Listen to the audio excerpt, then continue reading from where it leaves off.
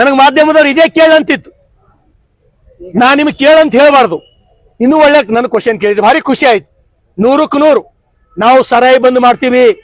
Karnataka ರಾಜ್ಯದೊಳಗ BJP ಸರ್ಕಾರ ಬಂತಂದ್ರ ನಮ್ದು ಫಸ್ಟ್ ಕೆಲಸ ಸರಾಯಿ ಬಂದ್ ಮಾಡ್ತಕ್ಕಂಥ ಕೆಲಸ ನಾವು ಮಾಡ್ತೀವಿ.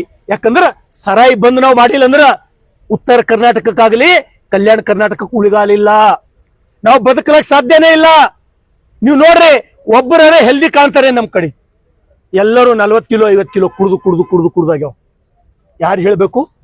ಕೈ ಜೋಡ್ಸತ್ತಿ ನಾವು ಕುಡಿಬೇಡ್ರಪ್ಪ ಅಂತ ಹೇಳಿ. ನಾ ನಿಮ್ ಕಾಲ್ ಹಿಡಿತೀನಪ್ಪ, ಕುಡಿಬೇಡ್ರಿ ಹಾಳಬೇಡ್ರಿ ಅಂತ ಹೇಳ್ತೀನಿ ನಾನು.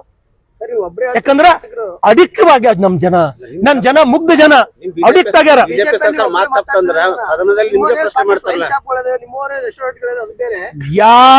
ಯಾರ್ ಅಂತ ಕೆಲಸ ಮಾಡ್ತಾರೋ ಅವ್ರು ಯಾರೇ ಇರ್ಲಿ ಅವ್ರಿಗೆ ಧಿಕ್ಕಾರ ಆಗ್ಲಿ.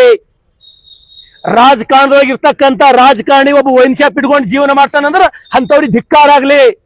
ಅವ್ರು ಎಷ್ಟೇ ಜನ ಇರ್ಲಿ, ಎಷ್ಟೇ ಪ್ರಭಾವಿ ರಾಜಕಾರಣಿ ಇರ್ಲಿ, ಅವ್ರಿಗೆ ಧಿಕ್ಕಾರ ಆಗಲ್ಲ ಅಂತ ಹೇಳ್ತೀನಿ ನಾನು.